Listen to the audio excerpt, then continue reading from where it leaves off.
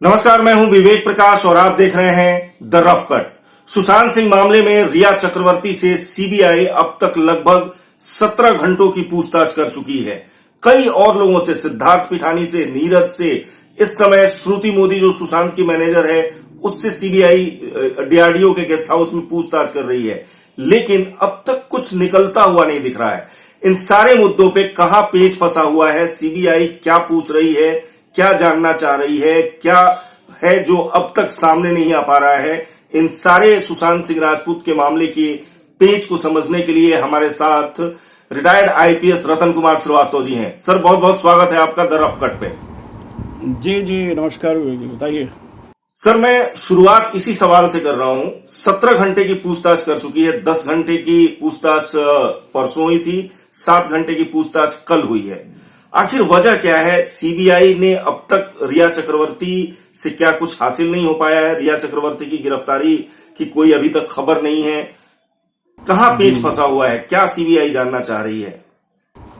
देखिए, ऐसा ये केस है, चूंकि ब्लाइंड केसेस में ही ये समस्याएं आती हैं। जो ब्लाइंड केस होता है, जब नेम्ड होता है, उसमें तो पुलिस जाती है और उसको कहीं ना कहीं जहां भी छिपा रहता है पकड़ लाती है। ब्लाइंड केसेस में ही हमारा इंटेलिजेंस, हमारी काबिलियत, हमारी सारी अनुभव का प्रयोग जो है वही होता है, और उसमें हमको खोद के निकालना रहता है कि क्या ऐसा एविडेंस है हमारे पास जो हम एक्यूज्ड को अरेस्ट करें।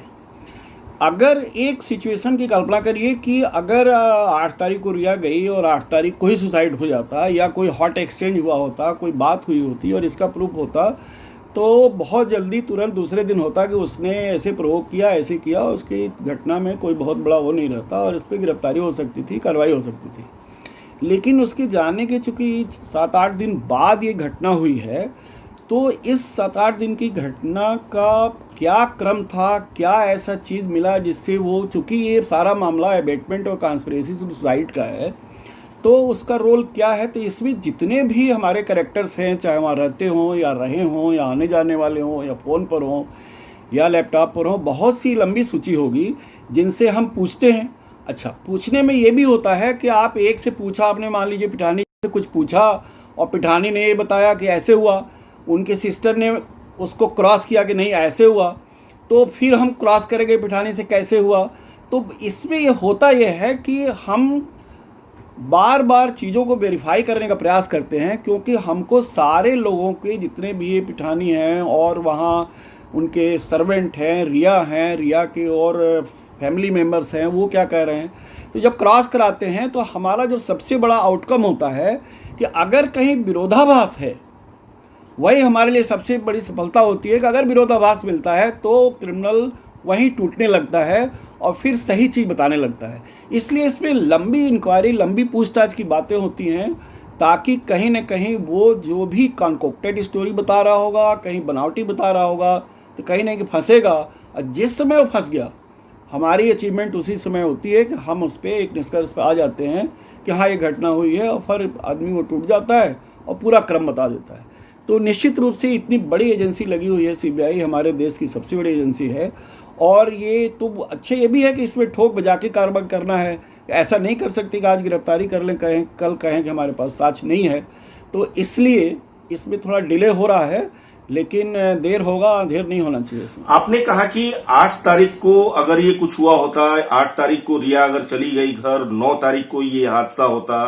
तो उसमें थोड़ी सी आसानी होती। इसका मतलब कहीं आप इस तरफ तो इशारा नहीं कर रहे हैं कि जो अबेटमेंट टू सुसाइड या कॉन्स्पिरेसी वाला एंगल है जो रिया के खिलाफ जाना है, उसको प्रूफ करने में सीबीआई को मुश्किल आ सकती है? हाँ, मुश्किलें हैं। देखिए, एबेटमेंट और कॉन्स्पिरेसी का जो मामला होता है, देखिए मुकदमा जो 306 का कायम हुआ है, इसमें मैंने एफआईआर जो माननीय पिताजी ने उनके दर्ज कराए हैं उसको मैंने पढ़ा है, और उसमें मेन धारा 306 की है, बाकी और सब बहुत सी चीज़ें हैं। तो अबैटमेंट टू सुसाइड ही इसका बैकबोन है, क्योंकि ये तो अभी तक बहुत सी चीज़ें और मीडिया के द्वारा और बहुत सी एजेंसीज के द्वारा देखा गया कि इसमें डायरेक्ट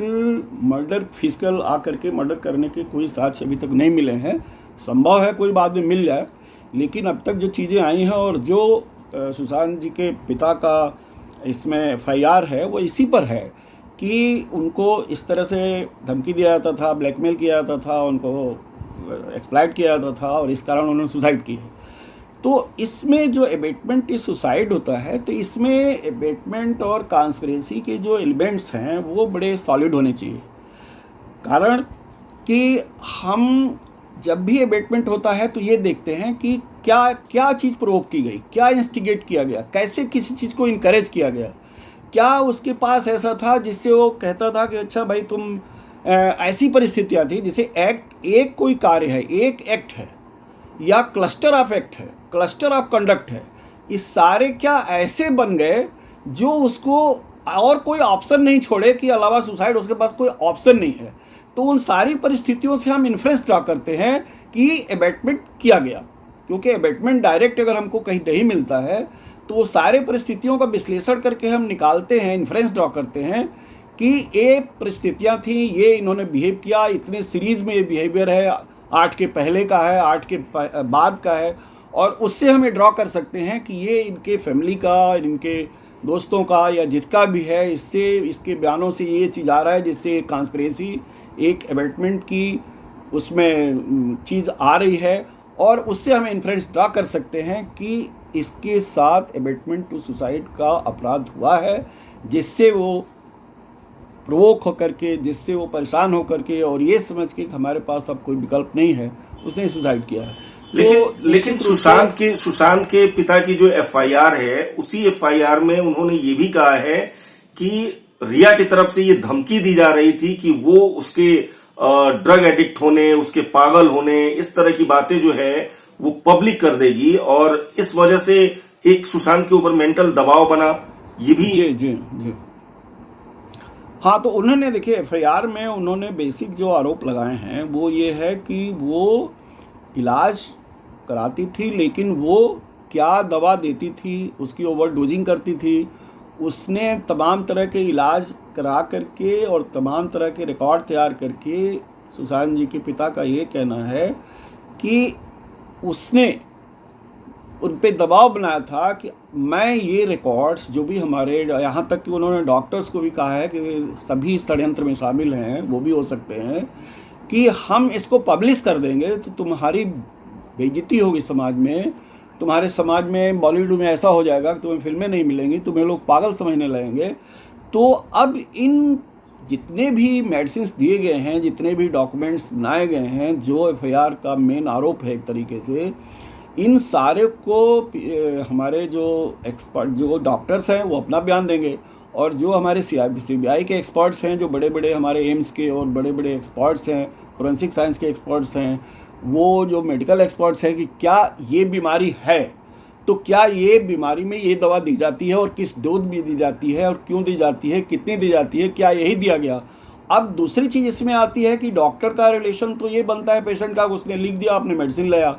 लेकिन घर पे कितने लोग थे, रिया खिलाती थी, नहीं खिलाती थी, उसकी जगह पर कुछ और खिलाया जाता था, सर्वेंट खिलाता था, वो क्या खिलाता था, उसका दोस्त पठानी था, वो क्या खिलाता था, ये सारे लोग मिल करके क्या दवा देते थे, क्योंकि आरोप तो उनका ये है कि उसको गलत चीज़ दी जाती थी, और जो साइकोलॉजिकल ट्रीटमेंट का उसका पर्चा था वो बॉलीवुड में अगर पब्लिश होता तो उसकी सारी जो इमेज है वो ख़राब होती, लोग सोचते कि भाई ये तो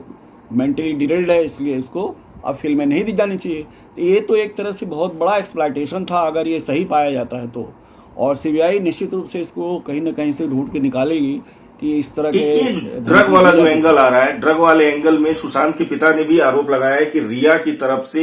एक तरीके से जहर दिया जा रहा था। सुशांत ड्रग एडिक्ट नहीं था, सुशांत ड्रग नहीं लेता था, लेकिन जो खुलासे हो रहे हैं, व्हाट्सएप चैट जो आया वो 2017 का है, और जो ग्रुप है उसमें श्रुति मोदी के वकील को मैं अभी सुन रहा था, अशोक सरावगी का, उनका ये कहना है कि उस ग्रुप में सुशांत सिंह राजपूत भी मेंबर थे। तो ये कैसे मान लिया जाए कि सुशांत सिंह राजपूत पहले से ड्रग नहीं लेते थे, रिया के मिलने से पहले वो ड्रग लेते थे? देखिए, आप देखिए रिया की जो क्लोजनेस है वो लगभग 19 की है, साल 1.5 साल का है। अगर 17 का है तो संभव है, बॉलीवुड में ये लोग रहते हैं, रिया पहले स्टार्टिंग में थोड़ा बहुत संबंध हो, इनके बहुत क्लोज रिलेशंस ना हो, क्योंकि शुरुआत तो कहीं ना कहीं होती है, उसके बाद ही रिश्ते प्रगाढ़ होते हैं। तो हो सकता है पहले ऐसे फ्रेंडशिप टाइप हो, या कई दोस्त हों, या दोस्त की दोस्त हो वो, तो क्योंकि 17 में अगर ड्रग्स की बात आ रही है तो उसको आज कनेक्टिविटी बनाना है, आज उसकी कनेक्टिविटी हमको देखनी है,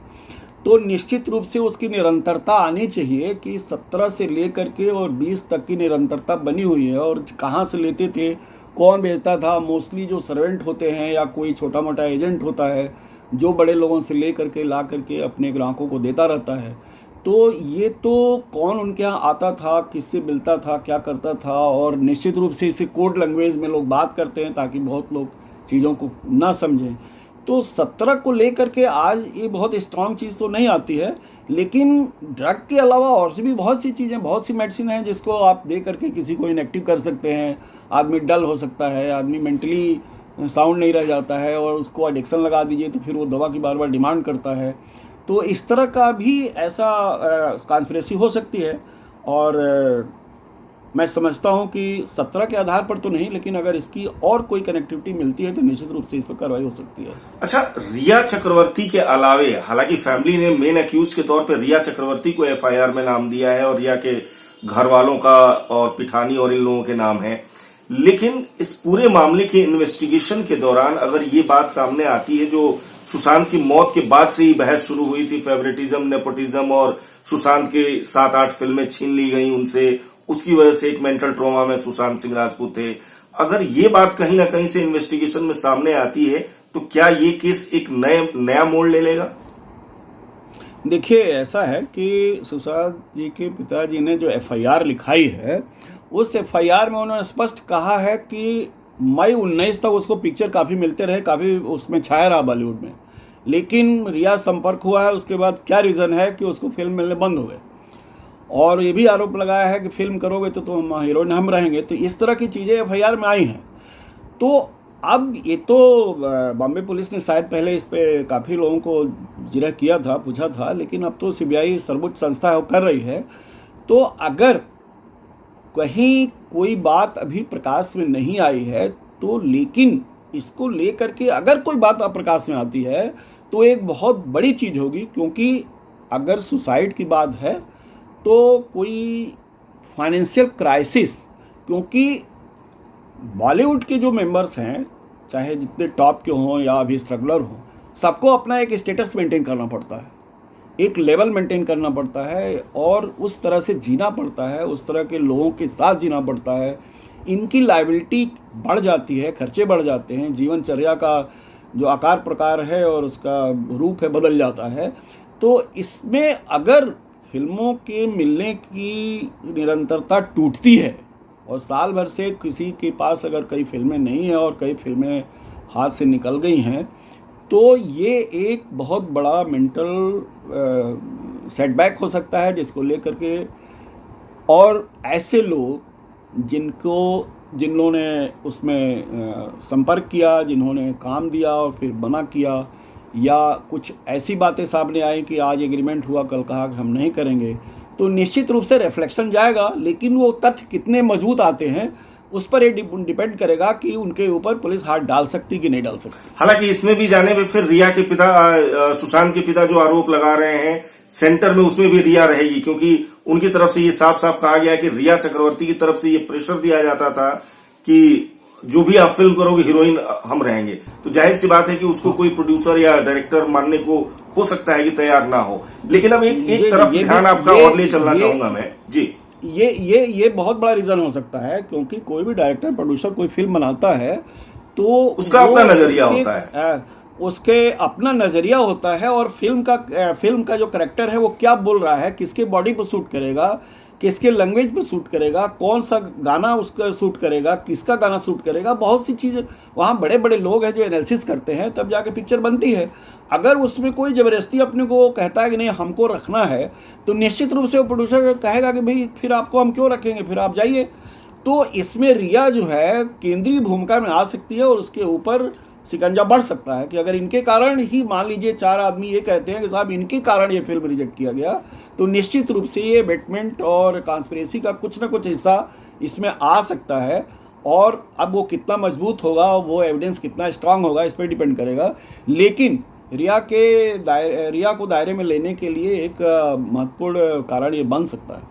चलिए, इस मुद्दे पे भी रिया का फंसना लगभग तय माना जा रहा है। लेकिन आपने एक टीवी चैनल को, जो देश का बड़ा टीवी चैनल है, उसमें रिया का इंटरव्यू देखा होगा। उस इंटरव्यू में रिया चक्रवर्ती एक बात लगातार बार बार कह रही है कि 8 जून से लेकर के 14 जून तक मैं सुशांत सिंह राजपूत के साथ नहीं थी। उस बीच में क्या हुआ ये मैं भी जानना चाहती हूं। और उस दौरान जो है सुशांत सिंह राजपूत की सिस्टर, जो 13 तारीख की शाम तक सुशांत सिंह राजपूत के साथ थी, अब सीबीआई ने उनको पूछताछ के लिए बुलाया है। सीबीआई अब सुशांत सिंह राजपूत की बहन मीतू से क्या पूछताछ करेगी, क्या जानना चाहेगी, और ये सब कुछ कह के रिया चक्रवर्ती क्या अपने प्रति एक ग्राउंड तैयार कर रही है? देखिए, ऐसा है कि वो स्टेटमेंट रिया चक्रवर्ती ने अगर दिया है तो निश्चित रूप से उनके लॉयर ने काफ़ी ब्रीफ किया होगा, उनको लॉयर ने काफ़ी समझाया होगा कि आपको कितने दायरे में रह के बात करना है और अनावश्यक मुद्दों को वहाँ नहीं उठाना है। और जो बार बार उन्होंने रिपीट किया था कि ये 8 से लेकर के 14 के बीच क्या हुआ, ये हम जानना चाहते हैं, हमको बताया जाए। वो खुद ही आरोपी हैं, लेकिन वो दूसरे से पूछ रही थी कि इसको बताया जाए। तो देखिए, ऐसा है कि अगर एबेटमेंट और कॉन्स्पिरेसी ये चीज़ें एक तो डायरेक्टली हो जाता है, जो पता लग जाता है कि इन लोगों ने ये कॉन्स्पिरेसी की, या ऐसे इंस्टिगेट किया, ऐसे इनकरेज किया, प्रोवोक किया, या ऐसी चीज़ें पता लग जाती है। लेकिन एबेटमेंट और कॉन्स्पिरेसी ऐसा चीज़ है जिसके लिए ये आवश्यक नहीं है कि आदमी मौके पर मौजूद रहे। बिल्कुल। उसको 8 से 14 के बीच में रिया चक्रवर्ती के वहाँ मौजूद होने की कोई कानूनी आवश्यकता एबेटमेंट और कॉन्स्पिरेसी के लिए नहीं है। लेकिन ये ज़रूर है कि उनके सिस्टर थी, तो एक वो प्राइम विटनेस हैं कि उस घटना के 1-2 दिन पहले तक थी, तो उसका उस समय बिहेवियर क्या था, किस तरह से रिया के जाने के बाद, क्योंकि देखिए वो लोग बड़े करीब थे और वो गई तो कुछ न कुछ मानसिक प्रताड़ना और मानसिक उलझन, मानसिक चिंता, तनाव, इस तरह की चीज़ें होंगी। तो उसको तो उनकी जो बहन जी हैं वही बता सकती हैं, क्योंकि वो उसके जाने के तुरंत बाद आई हैं, तो वो एक प्राइम विटनेस है, उनको तो बताना चाहिए कि क्या हुआ। लेकिन वो क्या बताती हैं, और फिर वो रिया के कंडक्ट से वो क्रॉस होने के बाद ही ये तय होगा कि उसमें कितना दम है उसमें, और ये लोग जिस तरह से लिविंग रिलेशन में रहते थे तो उसके जाने से कुछ बिहेवियर में चेंज तो आया होगा। लेकिन उनके सिस्टर ये बहुत बड़ी विटनेस हैं और बता सकती हैं। लेकिन ये भी ज़रूरी नहीं है कि रिया वहाँ रहेंगी तभी एबेटमेंट में मुलजिम बन सकती हैं और कॉन्स्पिरेसी की मुलजिम बन सकती हैं। इस 107 आईपीसी स्पष्ट कह दिया हुआ है, उसमें ऐसी कोई बहुत बड़ी आवश्यकता नहीं है। जी चलिए, मैं अब फिर से पहले ही सवाल पे फिर एक बार आपको लेके आऊंगा और ये जानना चाहूंगा कि आपको क्या उम्मीद है, क्या लगता है सीबीआई इस केस को आखिरकार कितनी जल्दी क्रैक कर लेगी? क्योंकि अब लगभग 11 दिन हो चुके हैं सीबीआई को इस पूरे मामले की इन्वेस्टिगेशन करते हुए। देखिए, इसमें जब सीबीआई तो बहुत बड़ी संस्था है, लेकिन सामान्य तरफ से जब भी कोई इन्वेस्टिगेशन होता है तो उसमें एक्यूज्ड को हम शुरू में बहुत प्राइमरी बात करते हैं, लेकिन जो उनसे गहराई और लंबी बात करते हैं वो almost end of the investigation होता है। क्योंकि हम सारे परिस्थितियों और तथ्यों, साक्ष्यों को अपने पास रख लेते हैं, तब हम एक्यूज से बात करते हैं, ताकि हमारे पास इतने फैक्ट्स हों कि जब वो कुछ कहे तो हम उसको क्रॉस कर सकें। अगर पहले ही हम उसको बैठा कर लंबा बात करने लगें कि भाई तुमने ये क्राइम किया है कि नहीं किया है, तो मेरे पास, पुलिस के पास कोई तथ्य ऐसा नहीं है जो उसको क्रॉस करे। तो ये एक लक्षण है, एक सिम्टम है कि अब विवेचना कंक्लूड होने की तरफ जा रही है, पूरी होने की तरफ जा रही है। तो इतनी लंबी वार्ता अगर रिया से की जा रही है तो निश्चित रूप से अब ऐसा है कि 1-2 और क्रॉस होंगे। जैसे उनकी सिस्टर से बात हो रही है, वो बताएंगी, उन चीज़ों को रिया से क्रॉस होगा, और उसके बाद फिर थोड़ा और भी कोई नए तथ्य। आज देखिए, किसी भी स्टेटमेंट में कभी भी बार बार इसीलिए पूछा जाता है, लोग सोच रहे हैं 7 घंटा क्या बात हो रही है, 8 घंटा क्या बात हो रही है। बहुत चीज़ें जब भी बनावटी होती हैं, जब कहीं ना कहीं आदमी पकड़ में जाता है, जब बार बार बात होती है, तो एक अधिकारी पूछते हैं, दूसरे अधिकारी पूछते हैं, तीसरी टीम पूछती है, तो कहीं ना कहीं क्रॉस चेक हो जाता है। तो अब मुझे लगता है कि अब बहुत विलम्ब नहीं होना चाहिए, और इसमें अब इसका कोई ना कोई उद्घाटन इसमें महत्वपूर्ण होना चाहिए। चलिए सर, बहुत बहुत धन्यवाद हमसे जुड़ने के लिए और ये सारी बातें शेयर करने के लिए। और एक बार फिर हम दर्शकों को बता दें, जो आईपीएस रतन कुमार श्रीवास्तव ने अभी बताई, जो आम लोग सोच रहे हैं उन्हें ये वाकई लग रहा है कि आखिर सीबीआई इतनी देर पूछताछ क्यों कर रही है। रिया का मामला तो बिल्कुल साफ लग रहा है। रिया तो साफ तौर पर मुजरिम दिख रही है। रिया के खिलाफ तो 50 तरह के सबूत दिख रहे हैं। आखिर सीबीआई क्यों नहीं गिरफ्तार कर रही है? और ये इन्होंने बताया कि सीबीआई इसलिए इतनी देर तक पूछताछ कर रही है क्योंकि सीबीआई अपने हर तथ्यों की, हर सबूतों की तस्दीक कर लेना चाहती है। जल्द ही ये केस सीबीआई क्रैक करने वाली है। उम्मीद करते हैं सच सामने आएगा और बहुत हो सकती है रिया चक्रवर्ती की गिरफ्तारी। अभी के लिए बहुत बहुत धन्यवाद।